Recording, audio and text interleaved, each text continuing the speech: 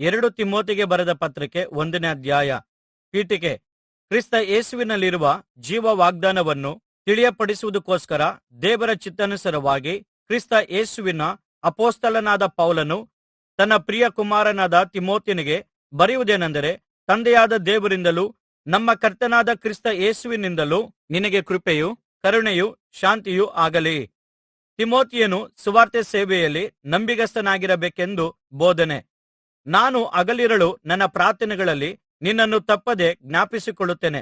ಇದಲ್ಲದೆ ನಾನು ಪೂರ್ವಿಕರ ಭಕ್ತಿ ಮಾರ್ಗವನ್ನೇ ಅನುಸರಿಸಿ ಶುದ್ಧ ಮನಸ್ಸಾಕ್ಷಿಯಿಂದ ಸೇವಿಸುವ ದೇವರಿಗೆ ನಿನ್ನ ವಿಷಯವಾಗಿ ಸ್ತೋತ್ರ ಸಲ್ಲಿಸುತ್ತೇನೆ. ನಾನು ನಿನ್ನ ಕಣ್ಣೀರನ್ನು ನೆನಪಿಗೆ ತಂದು ನಿನ್ನನ್ನು ನೋಡಿ ಸಂತೋಷಭರಿತನಾಗಬೇಕೆಂದು ಬಯಸುತ್ತೇನೆ. ನಿನ್ನಲ್ಲಿರುವ ಯಥಾರ್ಥವಾದ ನಂಬಿಕೆಯು ನನ್ನ ನೆನಪಿಗೆ ಬಂದಿತು. ಆ ನಂಬಿಕೆಯು ನಿನ್ನ ಅಜ್ಜಿಯಾದ ಲೋವಿಯಳಲ್ಲಿಯೂ ನಿನ್ನ ತಾಯಿಯಾದ ಎನುಕೆಯಲ್ಲಿಯೂ ವಾಸವಾಗಿತ್ತು. ಹಾಗೆಯೇ ಅದು ನಿನ್ನಲ್ಲಿಯೂ ವಾಸವಾಗಿದೆ ಎಂದು ದೃಢವಾಗಿ ನಂಬಿದ್ದೇನೆ. ಆದಕಾರಣ ನಾನು ನಿನ್ನ ತಲೆಯ ಮೇಲೆ ಹಸ್ತವನ್ನಿಟ್ಟಿದ್ದರ ಮೂಲಕ ನಿನಗೆ ದೊರಕಿದ ದೇವರ ಕೃಪಾವರವನ್ನು ಪ್ರಜ್ವಲಿಸುವಂತೆ ಮಾಡಬೇಕೆಂದು ನಿನ್ನನ್ನು ಜ್ಞಾಪಿಸಿದ್ದೇನೆ. ದೇವರು ನಮಗೆ ಕೊಟ್ಟಿರುವ ಆತ್ಮವು ಬಲ, ಪ್ರೀತಿ, ಸಂಯಮಗಳ ಆತ್ಮವೇ ಹೊರತು ಹೇಡಿತನದ ಆತ್ಮವಲ್ಲ. ಆದ್ದರಿಂದ ನೀನು ನಮ್ಮ ಕರ್ತನನ್ನು ಕುರಿತು ಹೇಳುವ ಸಾಕ್ಷಿಯ ವಿಷಯದಲ್ಲಾಗಲಿ ಆತನ ಸೆರೆಯವನಾದ ನನ್ನ ವಿಷಯದಲ್ಲಾಗಲಿ ನಾಚಿಕೆ ಪಡದೆ ದೇವರ ಬಲವನ್ನು ಆಶ್ರಯಿಸಿ ನನ್ನೊಂದಿಗೆ ಸುವಾರ್ತೆಗೋಸ್ಕರ ಕಷ್ಟವನ್ನು ಅನುಭವಿಸು. ಆತನು ನಮ್ಮಲ್ಲಿರುವ ಸುಕೃತ್ಯಗಳನ್ನು ನೋಡಿದ್ದರಿಂದಲ್ಲ, ತನ್ನ ಸಂಕಲ್ಪವನ್ನು ಅನುಸರಿಸಿ ಕೃಪೆಯಿಂದಲೇ ನಮ್ಮನ್ನು ರಕ್ಷಿಸಿ ಪರಿಶುದ್ಧರಾಗುವುದಕ್ಕೆ ಕರೆದನು. ಆತನು ಅನಾದಿ ಕಾಲದಲ್ಲಿ ಆ ಕೃಪೆಯನ್ನು ಕ್ರಿಸ್ತ ಯೇಸುವಿನಲ್ಲಿ ನಮಗೆ ಅನುಗ್ರಹಿಸಿ ಈಗ ನಮ್ಮ ರಕ್ಷಕನಾದ ಕ್ರಿಸ್ತ ಯೇಸುವಿನ ಪ್ರತ್ಯಕ್ಷತೆಯ ಮೂಲಕ ಅದನ್ನು ಪ್ರಕಟಪಡಿಸಿದ್ದಾನೆ. ಈತನು ಮರಣವನ್ನು ನಿರ್ಮೂಲಗೊಳಿಸಿ ಸುವಾರ್ತೆಯ ಮೂಲಕ ಜೀವವನ್ನೂ ಅಮರತ್ವವನ್ನು ಬೆಳಕಿಗೆ ತಂದಿದ್ದಾನೆ. ಆ ಸುವಾರ್ತೆಗೋಸ್ಕರ ನಾನು ಪ್ರಚಾರಕನಾಗಿಯೂ ಅಪೊಸ್ತಲನಾಗಿಯೂ ಮತ್ತು ಬೋಧಕನಾಗಿಯೂ ನೇಮಿಸಲ್ಪಟ್ಟೆನು. ಅದರ ನಿಮಿತ್ತದಿಂದಲೇ ಈ ಕಷ್ಟಗಳನ್ನು ಅನುಭವಿಸುತ್ತಾ ಇದ್ದೇನೆ. ಆದರೂ ನಾನು ನಾಚಿಕೆ ಪಡುವುದಿಲ್ಲ. ನಾನು ನಂಬಿರುವಾತನನ್ನು ಬಲ್ಲೆನು. ಆತನು ನನಗೆ ಒಪ್ಪಿಸಿಕೊಟ್ಟಿರುವುದನ್ನು ಆತನು ಆ ದಿನದವರೆಗೆ ಕಾಪಾಡುವುದಕ್ಕೆ ಶಕ್ತನಾಗಿದ್ದಾನೆಂದು ದೃಢವಾಗಿ ನಂಬಿದ್ದೇನೆ.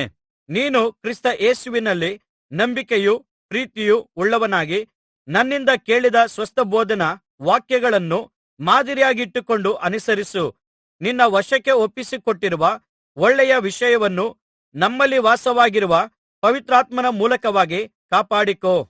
ಆಸ್ಯಸೀಮೆಯಲ್ಲಿರುವವರೆಲ್ಲರೂ ನನ್ನನ್ನು ಕೈಬಿಟ್ಟರೆಂಬುದನ್ನು ನೀನು ಬಲ್ಲೆ. ಅವರಲ್ಲಿ ಪುಗೇಲನೂ ಹೆರ್ಮೋಗೆನನೂ ಸೇರಿದ್ದಾರೆ. ಒನೇಸಿಫೋರನ ಮನೆಯವರಿಗೆ ಕರ್ತನು ಕರುಣೆಯನ್ನು ತೋರಿಸಲಿ. ಅವನು ಹಲವು ಬಾರಿ ನನ್ನನ್ನು ಉಪಚರಿಸಿದನು. ನನ್ನ ಬೇಡಿಗಳಿಗೆ ನಾಚಿಕೆ ಪಡದೆ ರೋಮಾಪುರಕ್ಕೆ ಬಂದ ಕೂಡಲೆ ಬಹು ಆಸಕ್ತಿಯಿಂದ ವಿಚಾರಿಸಿ ನನ್ನನ್ನು ಹುಡುಕಿ ಕಂಡುಕೊಂಡನು. ಅವನು ಆ ದಿನದಲ್ಲಿ ಕರ್ತನಿಂದ ಕರುಣೆಯನ್ನು ಹೊಂದುವಂತೆ ಕರ್ತನು ಅವನಿಗೆ ಅನುಗ್ರಹಿಸಲಿ. ಎಫೆಸದಲ್ಲಿ ಅವನು ನನಗೆ ಎಷ್ಟೋ ಉಪಚಾರ ಮಾಡಿದನೆಂಬುದು ನಿನಗೆ ಚೆನ್ನಾಗಿ ಗೊತ್ತಿದೆ. 2 ತಿಮೋತಿಗೆ ಬರೆದ ಪತ್ರಿಕೆ 2ನೇ ಅಧ್ಯಾಯ. ನನ್ನ ಮಗನೇ, ನೀನು ಕ್ರಿಸ್ತ ಯೇಸುವಿನಲ್ಲಿರುವ ಕೃಪೆಯಿಂದ ಬಲ ಹೊಂದಿದವನಾಗು. ನೀನು ಅನೇಕ ಸಾಕ್ಷಿಗಳ ಮುಂದೆ ನನ್ನಿಂದ ಕೇಳಿದ ಉಪದೇಶವನ್ನು ಇತರರಿಗೆ ಬೋಧಿಸಲು ಶಕ್ತರಾದ ನಂಬಿಗಸ್ತರಾದ ಜನರಿಗೆ ಅದನ್ನು ಒಪ್ಪಿಸಿಕೊಡು. ಕ್ರಿಸ್ತ ಯೇಸುವಿನ ಒಳ್ಳೆಯ ಸೈನಿಕನಂತೆ ನನ್ನೊಂದಿಗೆ ಕಷ್ಟವನ್ನು ಅನುಭವಿಸು. ಯುದ್ಧಕ್ಕೆ ಹೋಗುವ ಸೈನಿಕನು ಲೋಕ ವ್ಯವಹಾರದಲ್ಲಿ ಸಿಕ್ಕಿಕೊಳ್ಳದೆ ತನ್ನನ್ನು ಸೈನ್ಯದಲ್ಲಿ ಸೇರಿಸಿಕೊಂಡವನನ್ನು ಮೆಚ್ಚಿಸುವುದಕ್ಕಾಗಿ ಪ್ರಯಾಸ ಪಡುತ್ತಿರುವನಲ್ಲವೇ? ಇದಲ್ಲದೆ ಯಾವನಾದರೂ ಸ್ಪರ್ಧೆಯಲ್ಲಿ ಎದುರಾಳಿಯೊಡನೆ ಹೋರಾಡುವಾಗ ನಿಯಮದ ಪ್ರಕಾರ ಹೋರಾಡದಿದ್ದರೆ ಅವನಿಗೆ ಜಯಮಾಲೆಯು ದೊರಕುವುದಿಲ್ಲ. ವ್ಯವಸಾಯದ ಹುಟ್ಟುವಳಿಯಲ್ಲಿ ಮೊದಲನೆಯ ಪಾಲು ಕಷ್ಟಪಟ್ಟ ಕೃಷಿಕನಿಗೆ ದೊರೆಯುತ್ತದೆ. ನಾನು ಹೇಳುವುದನ್ನು ಯೋಚಿಸು. ಕರ್ತನು ಎಲ್ಲಾದರಲ್ಲಿಯೂ ನಿನಗೆ ವಿವೇಕವನ್ನು ದಯಪಾಲಿಸುವನು. ಸತ್ತವರೊಳಗಿಂದ ಎಬ್ಬಿಸಲ್ಪಟ್ಟವನು ದಾವೀದನ ವಂಶದವನು ಆಗಿರುವ ಯೇಸು ಕ್ರಿಸ್ತನನ್ನು ಜ್ಞಾಪಕ ಮಾಡಿಕೋ. ಇದೇ ನಾನು ಸಾರುವ ಸುವಾರ್ತೆ. ಇದರಲ್ಲಿ ನಾನು ಕಷ್ಟವನ್ನು ಅನುಭವಿಸಿ ದುಷ್ಕರ್ಮಿಯಂತೆ ಸಂಕೋಲೆಯಿಂದ ಬಂಧಿಸಲ್ಪಟ್ಟವನಾಗಿದ್ದೇನೆ. ಆದರೆ ದೇವರ ವಾಕ್ಯಕ್ಕೆ ಬಂಧನವಿಲ್ಲ. ಆದಕಾರಣ ದೇವರು ಆರಿಸಿಕೊಂಡವರು ಸಹ ಕ್ರಿಸ್ತ ಯೇಸುವಿನಲ್ಲಿರುವ ರಕ್ಷಣೆಯನ್ನು ನಿತ್ಯ ಮಹಿಮೆಯ ಸಹಿತವಾಗಿ ಹೊಂದಬೇಕೆಂದು ನಾನು ಅವರಿಗೋಸ್ಕರ ಎಲ್ಲವನ್ನೂ ತಾಳಿಕೊಳ್ಳುತ್ತೇನೆ. ಈ ಮಾತು ನಂಬತಕ್ಕದ್ದಾಗಿದೆ. ಅದೇನೆಂದರೆ, ನಾವು ಆತನೊಡನೆ ಸತ್ತಿದ್ದರೆ ಆತನೊಡನೆ ಜೀವಿಸುವೆವು, ಸಹಿಸಿಕೊಳ್ಳುವವರಾಗಿದ್ದರೆ ಆತನೊಡನೆ ಅಳುವೆವು. ನಾವು ಯೇಸುವಿನವರಲ್ಲವೆಂದು ಹೇಳಿದರೆ ಆತನು ನಮ್ಮನ್ನು ತನ್ನವರಲ್ಲವೆಂದು ಹೇಳುವನು. ನಾವು ಅಪನಂಬಿಗಸ್ತರಾಗಿದ್ದರೂ ಆತನು ನಂಬಿಗಸ್ತನಾಗಿಯೇ ಇರುವನು. ಆತನು ತನ್ನ ಸ್ವಭಾವವನ್ನು ನಿರಾಕರಿಸಲು ಆಗುವುದಿಲ್ಲ. ಅನುಮೋದಿತನಾದ ಸೇವಕನು. ಈ ಸಂಗತಿಗಳನ್ನು ಸಭೆಯವರ ಜ್ಞಾಪಕಕ್ಕೆ ತರಬೇಕು. ಕೇಳುವವರಿಗೆ ಕೇಡು ಉಂಟುಮಾಡುವುದಲ್ಲದೆ ಯಾವ ಪ್ರಯೋಜನಕ್ಕೂ ಬಾರದ ತರ್ಕ ವಾಗ್ವಾದಗಳನ್ನು ಮಾಡಬಾರದೆಂದು ಅವರಿಗೆ ದೇವರ ಸನ್ನಿಧಿಯಲ್ಲಿ ಖಂಡಿತವಾಗಿ ಹೇಳು. ನೀನು ದೇವರಿಗೆ ಯೋಗ್ಯನಾಗಿ ಕಾಣಿಸಿಕೊಳ್ಳುವುದಕ್ಕೆ ಪ್ರಯಾಸಪಡು. ಅವಮಾನಕ್ಕೆ ಗುರಿಯಾಗದ ಕೆಲಸದವನು, ಸತ್ಯವಾಕ್ಯವನ್ನು ಸರಿಯಾಗಿ ಉಪದೇಶಿಸುವವನು ಆಗಿರು. ಪ್ರಾಪಂಚಿಕವಾದ ವ್ಯರ್ಥ ಹರಟೆ ಮಾತುಗಳಿಂದ ದೂರವಾಗಿರು. ಅವುಗಳಿಗೆ ಮನಸ್ಸು ಕೊಡುವವರು ಹೆಚ್ಚೆಚ್ಚಾಗಿ ಭಕ್ತಿಹೀನರಾಗುವರು. ಅವರ ಮಾತು ಹುಣ್ಣು ವ್ಯಾಧಿಯಂತೆ ಹರಡಿಕೊಳ್ಳುವುದು. ಅವರಲ್ಲಿ ಹುಮೆನಾಯನೂ ಫಿಲೇತನೂ ಇದ್ದಾರೆ. ಅವರು ಸತ್ಯಭ್ರಷ್ಟರಾಗಿ ಪುನರುತ್ಥಾನವು ಆಗಿಹೋಯಿತೆಂದು ಹೇಳುತ್ತಾ ಹಲವರ ನಂಬಿಕೆಯನ್ನು ಕೆಡಿಸುವವರಾಗಿದ್ದಾರೆ. ಆದರೂ ದೇವರ ಸ್ಥಿರವಾದ ಅಸ್ತಿವಾರವು ನಿಲ್ಲುತ್ತದೆ. ಅದರ ಮೇಲೆ ತನ್ನವರು ಯಾರೆಂಬುದನ್ನು ಕರ್ತನು ತಿಳಿದಿದ್ದಾನೆ. ಎಂತಲೂ ಕರ್ತನ ನಾಮವನ್ನು ಹೇಳಿಕೊಳ್ಳುವವರೆಲ್ಲರೂ ದುರ್ಮಾರ್ಗತನವನ್ನು ಬಿಟ್ಟುಬಿಡಬೇಕು ಎಂತಲೂ ಲಿಖಿತವಾಗಿದೆ. ದೊಡ್ಡ ಮನೆಯಲ್ಲಿ ಬೆಳ್ಳಿ ಬಂಗಾರದ ಪಾತ್ರೆಗಳಲ್ಲದೆ ಮರದ ಪಾತ್ರೆಗಳು, ಮಣ್ಣಿನ ಪಾತ್ರೆಗಳು ಇರುತ್ತವೆ. ಅವುಗಳಲ್ಲಿ ಕೆಲವನ್ನು ಉತ್ತಮವಾದ ಬಳಕೆಗೂ ಕೆಲವನ್ನು ಹೀನವಾದ ಬಳಕೆಗೂ ಬಳಸಲಾಗುತ್ತದೆ. ಹೀಗಿರಲಾಗಿ ಒಬ್ಬನು ಹೀನ ನಡತೆಯುಳ್ಳವರ ಸಹವಾಸವನ್ನು ಬಿಟ್ಟು ತನ್ನನ್ನು ಶುದ್ಧಿಮಾಡಿಕೊಂಡರೆ ಅವನು ಉತ್ತಮವಾದ ಬಳಕೆಗೆ ಯೋಗ್ಯನಾಗಿರುವನು. ಅವನು ದೇವರ ಸೇವೆಗೆ ಪ್ರತಿಷ್ಠಿತನಾಗಿಯೂ ಯಜಮಾನನಿಗೆ ಉಪಯುಕ್ತನಾಗಿಯೂ ಸಕಲ ಸತ್ಕ್ರಿಯೆಗಳನ್ನು ಮಾಡುವುದಕ್ಕೆ ಸಿದ್ಧನಾಗಿಯೂ ಇರುವನು. ನೀನು ಯೌವನದ ಮೋಹಗಳಿಗೆ ದೂರವಾಗಿರು. ಶುದ್ಧ ಹೃದಯವುಳ್ಳವರಾಗಿ ಕರ್ತನನ್ನು ಬೇಡಿಕೊಳ್ಳುವವರ ಸಂಗಡ ನೀತಿ, ನಂಬಿಕೆ, ಪ್ರೀತಿ ಮತ್ತು ಸಮಾಧಾನಗಳನ್ನು ಸಂಪಾದಿಸುವುದಕ್ಕೆ ಪ್ರಯಾಸಪಡು. ಮೂಢರ ಬುದ್ಧಿಹೀನರ ವಿಚಾರಗಳು ಜಗಳಗಳಿಗೆ ಕಾರಣವಾಗುತ್ತವೆ ಎಂದು ತಿಳಿದು ಅವುಗಳ ಗೊಡವೆಗೆ ಹೋಗಬೇಡ. ಕರ್ತನ ಸೇವಕನು ಜಗಳವಾಡದೆ ಎಲ್ಲರ ವಿಷಯದಲ್ಲಿ ಸಾಧುವು, ಬೋಧಿಸುವುದರಲ್ಲಿ ಪ್ರವೀಣನು, ತಾಳ್ಮೆಯುಳ್ಳವನು, ಎದುರಿಸುವವರನ್ನು ಸೌಮ್ಯತೆಯಿಂದ ತಿದ್ದುವವನೂ ಆಗಿರಬೇಕು.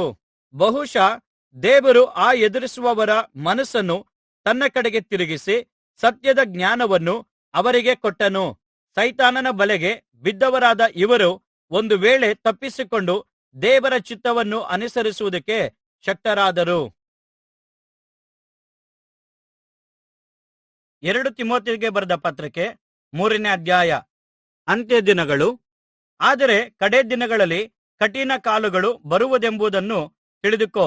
ಮನುಷ್ಯರು ಸ್ವಾರ್ಥಚಿಂತಕರು, ಹಣದಾಸೆಯವರು, ಬಡಾಯಿ ಕೊಚ್ಚುವವರು, ಅಹಂಕಾರಿಗಳು, ದೂಷಕರು, ತಂದೆತಾಯಿಗಳಿಗೆ ಅವಿಧೇಯರು, ಉಪಕಾರ ನೆನಸದವರು, ದೇವಭಯವಿಲ್ಲದವರು, ಮಮತೆಯಿಲ್ಲದವರು, ಸಮಾಧಾನ ಹೊಂದದವರು, ಚಾಡಿ ಹೇಳುವವರು, ದಮೆಯಿಲ್ಲದವರು, ಕ್ರೂರರು, ಒಳ್ಳೆಯದನ್ನು ದ್ವೇಷಿಸುವವರು, ದ್ರೋಹಿಗಳು, ದುಡುಕುವವರು, ದುರಹಂಕಾರವುಳ್ಳವರು, ದೇವರನ್ನು ಪ್ರೀತಿಸುವುದಕ್ಕಿಂತ ಅಧಿಕವಾಗಿ ಭೋಗವನ್ನೇ ಪ್ರೀತಿಸುವವರು, ಭಕ್ತಿವೇಷವಿದ್ದು ಅದರ ಬಲವನ್ನು ಬೇಡವೆನ್ನುವವರು ಆಗಿರುವರು.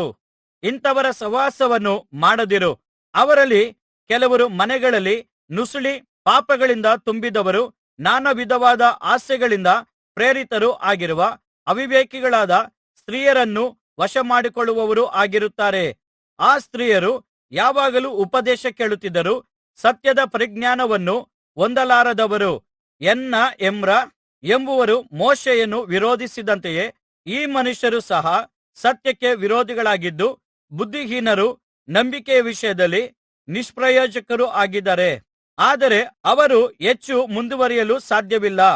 ಆ ಎನ್ನ ಎಮ್ರರ ಮೂರ್ಖತನವು ಎಲ್ಲರಿಗೂ ಪ್ರಕಟವಾಗಿ ಬಂದ ಹಾಗೆಯೇ ಇವರದು ಪ್ರಕಟವಾಗುವುದು. ನೀನಾದರೋ ನನ್ನನ್ನು ಅನುಸರಿಸುವವನಾಗಿದ್ದು ನನ್ನ ಬೋಧನೆ, ನಡತೆ, ಉದ್ದೇಶ, ನಂಬಿಕೆ, ದೀರ್ಘಶಾಂತಿ, ಪ್ರೀತಿ, ಸೈರಣೆ ಇವುಗಳನ್ನು ಅಂತಿಯೋಕ್ಯ, ಇಕೋನ್ಯ, ಲೂಸ್ತ್ರ ಎಂಬ ಪಟ್ಟಣಗಳಲ್ಲಿ ನನಗೆ ಸಂಭವಿಸಿದ ಹಿಂಸೆಗಳನ್ನು ಕಷ್ಟಾನುಭವಗಳನ್ನು ತಿಳಿದವನಾಗಿದ್ದಿ. ನಾನು ಎಂತೆಂಥ ಹಿಂಸೆಗಳನ್ನು ಸಹಿಸಿಕೊಂಡೆನು. ಅವೆಲ್ಲವುಗಳೊಳಗಿನಿಂದ ಕರ್ತನು ನನ್ನನ್ನು ಬಿಡಿಸಿದನು. ಕ್ರಿಸ್ತ ಯೇಸುವಿನಲ್ಲಿ ಸದ್ಭಕ್ತರಾಗಿ ಜೀವಿಸುವುದಕ್ಕೆ ಮನಸ್ಸು ಮಾಡಿರುವವರೆಲ್ಲರೂ ಹಿಂಸೆಗೊಳಗಾಗುವರು. ಆದರೆ ದುಷ್ಟರು, ವಂಚಕರು, ಇತರರನ್ನು ಮೋಸ ಮಾಡುತ್ತಾ ತಾವೇ ಮೋಸ ಹೋಗುತ್ತಾ ಹೆಚ್ಚಾದ ಕೆಟ್ಟತನಕ್ಕೆ ಹೋಗುವರು. ನೀನಾದರೋ ಕಲಿತು ದೃಢವಾಗಿ ನಂಬಿದ ಬೋಧನೆಗಳಲ್ಲಿ ನೆಲೆಯಾಗಿರು. ಕಲಿಸಿಕೊಟ್ಟವರು ಯಾರೆಂಬುದನ್ನು ಆಲೋಚಿಸು. ಚಿಕ್ಕಂದಿನಿಂದಲೂ ನಿನಗೆ ಪರಿಶುದ್ಧ ಗ್ರಂಥಗಳ ಪರಿಚಯವಾಗಿದೆಯಲ್ಲಾ? ಆ ಗ್ರಂಥಗಳು ಕ್ರಿಸ್ತ ಯೇಸುವಿನಲ್ಲಿರುವ ನಂಬಿಕೆಯ ಮೂಲಕ ರಕ್ಷಣೆ ಹೊಂದುವ ಜ್ಞಾನವನ್ನು ನಿನಗೆ ಕೊಡುವುದಕ್ಕೆ ಶಕ್ತವಾಗಿದೆ. ದೈವ ಪ್ರೇರಿತವಾದ ಪ್ರತಿಯೊಂದು ಶಾಸ್ತ್ರವು ಉಪದೇಶಕ್ಕೂ, ಖಂಡನೆಗೂ, ತಿದ್ದುಪಾಡಿಗೂ, ನೀತಿಶಿಕ್ಷೆಗೂ ಉಪಯುಕ್ತವಾಗಿದೆ. ಆದ್ದರಿಂದ ದೇವರ ಮನುಷ್ಯನು ಎಲ್ಲವನ್ನೂ ಬಲ್ಲವನಾಗಿದ್ದು ಸಕಲ ಸತ್ಕಾರ್ಯಗಳಿಗೆ ಸನ್ನದ್ಧನಾಗುವನು. 2 ತಿಮೋತಿಗೆ ಬರೆದ ಪತ್ರಕ್ಕೆ 4ನೇ ಅಧ್ಯಾಯ. ನಾನು ದೇವರ ಸಮಕ್ಷಮದಲ್ಲಿ ಮತ್ತು ಜೀವಿಸುವವರಿಗೂ ಸತ್ತವರಿಗೂ ನ್ಯಾಯ ತೀರಿಸುವುದಕ್ಕೆ ಬರುವ ಕ್ರಿಸ್ತ ಯೇಸುವಿನ ಪ್ರತ್ಯಕ್ಷತೆಯನ್ನು, ಆತನ ರಾಜ್ಯವನ್ನು ಮುಂದಿಟ್ಟು ನಿನಗೆ ಖಂಡಿತವಾಗಿ ಹೇಳುವುದೇನೆಂದರೆ, ದೇವರ ವಾಕ್ಯವನ್ನು ಸಾರು. ಅನುಕೂಲವಾದ ಕಾಲದಲ್ಲಿಯೂ ಅನುಕೂಲವಿಲ್ಲದ ಕಾಲದಲ್ಲಿಯೂ ಅದರಲ್ಲಿ ಆಸಕ್ತನಾಗಿರು. ಪೂರ್ಣ ದೀರ್ಘಶಾಂತಿಯಿಂದ ಉಪದೇಶಿಸುತ್ತಾ ಖಂಡಿಸು, ಗದರಿಸು, ಎಚ್ಚರಿಸು. ಯಾಕೆಂದರೆ ಜನರು ಸ್ವಸ್ಥ ಬೋಧನೆಯನ್ನು ಒಪ್ಪಲಾರದ ಕಾಲವು ಬರುತ್ತದೆ. ಅದರಲ್ಲಿ ಅವರು ಕಿವಿಗೆ ಇಂಪಾಗುವ ಹಾಗೆ ತಮ್ಮ ದುರಾಶೆಗಳಿಗೆ ಅನುಕೂಲವಾದ ಉಪದೇಶಗಳನ್ನು ನೀಡುವ ಅನೇಕ ಉಪದೇಶಕರನ್ನು ಇಟ್ಟುಕೊಳ್ಳುವರು. ಅವರು ಸತ್ಯಬೋಧನೆಗೆ ಕಿವಿಗೊಡದೆ ಕಟ್ಟುಕಥೆಗಳನ್ನು ಕೇಳುವುದಕ್ಕೆ ಇಚ್ಛಿಸುವರು. ಆದರೆ ನೀನು ಎಲ್ಲಾ ವಿಷಯಗಳಲ್ಲಿಯೂ ಸ್ವಸ್ಥಚಿತ್ತನಾಗಿರು. ಹಿಂಸೆಯನ್ನು ತಾಳಿಕೋ. ಸುವಾರ್ತಿಕನ ಕೆಲಸವನ್ನು ಮಾಡು. ನಿನಗೆ ನೇಮಿಸಿರುವ ಸೇವೆಯನ್ನು ಲೋಪವಿಲ್ಲದೆ ಮಾಡು. ಯಾಕೆಂದರೆ ನಾನಂತೂ ಈಗಲೇ ಪಾನದ್ರವ್ಯವಾಗಿ ಅರ್ಪಿತನಾಗುತ್ತಾ ಇದ್ದೇನೆ. ನನ್ನ ನಿರ್ಗಮನದ ಸಮಯವು ಸಮೀಪವಾಗುತ್ತಾ ಬಂದಿದೆ. ಶ್ರೇಷ್ಠ ಹೋರಾಟವನ್ನು ಮಾಡಿದ್ದೇನೆ. ನನ್ನ ಓಟವನ್ನು ಓಡಿ ಮುಗಿಸಿದ್ದೇನೆ. ಕ್ರಿಸ್ತ ನಂಬಿಕೆಯನ್ನು ಕಾಪಾಡಿಕೊಂಡಿದ್ದೇನೆ. ನೀತಿವಂತರಿಗೆ ದೊರಕುವ ಜಯಮಾಲೆಯ ಮುಂದೆ ನನಗಾಗಿ ಸಿದ್ಧವಾಗಿದೆ. ಅದನ್ನು ನೀತಿವಂತನಾದ ನ್ಯಾಯಾಧಿಪತಿಯಾಗಿರುವ ಕರ್ತನು ಆ ದಿನದಲ್ಲಿ ನನಗೆ ಕೊಡುವನು. ನನಗೆ ಮಾತ್ರವಲ್ಲದೆ ತನ್ನ ಪ್ರತ್ಯಕ್ಷತೆಯನ್ನು ಪ್ರೀತಿಸುವವರೆಲ್ಲರಿಗೂ ಕೊಡುವನು. ಪೌಲನ ವೈಯಕ್ತಿಕ ಆದೇಶಗಳು. ನೀನು ನನ್ನ ಬಳಿಗೆ ಬೇಗನೆ ಬರುವುದಕ್ಕೆ ಪ್ರಯತ್ನಪಡು. ಯಾಕೆಂದರೆ ದೆಮನು ಇಹಲೋಕವನ್ನು ಪ್ರೀತಿಸಿ ನನ್ನನ್ನು ಬಿಟ್ಟು ಥೆಸಲೋನಿಕಕ್ಕೆ ಹೋದನು. ಕ್ರೈಸ್ಕನು ಗಲಾತ್ಯಕ್ಕೂ, ತೀತನು ದಲ್ಮಾತಕ್ಕೂ ಹೋದರು. ಲೂಕನು ಮಾತ್ರ ನನ್ನ ಜೊತೆಯಲ್ಲಿದ್ದಾನೆ. ಮಾರ್ಕನನ್ನು ನಿನ್ನ ಸಂಗಡ ಕರೆದುಕೊಂಡು ಬಾ. ಅವನು ನನಗೆ ಸೇವೆಯಲ್ಲಿ ಉಪಯುಕ್ತನಾಗಿದ್ದಾನೆ. ತುಕೀಕನನ್ನು ಎಫೆಸಕ್ಕೆ ಕಳುಹಿಸಿದೆನು. ತ್ರೋವದಲ್ಲಿ ನಾನು ಕರ್ಪನ ಬಳಿಯಲ್ಲಿ ಬಿಟ್ಟು ಬಂದ ಮೇಲಂಗಿಯನ್ನು, ಪುಸ್ತಕಗಳನ್ನು, ಮುಖ್ಯವಾಗಿ ಚರ್ಮದ ಕಾಗದಗಳನ್ನು ನೀನು ಬರುವಾಗ ತೆಗೆದುಕೊಂಡು ಬಾ. ಕಂಚುಗಾರನಾದ ಅಲೆಕ್ಸಾಂದ್ರನು ನನಗೆ ಬಹಳ ಕೇಡು ಮಾಡಿದನು. ಕರ್ತನು ಅವನ ಕೃತ್ಯಗಳಿಗೆ ತಕ್ಕ ಪ್ರತಿಫಲವನ್ನು ಅವನಿಗೆ ಕೊಡುವನು.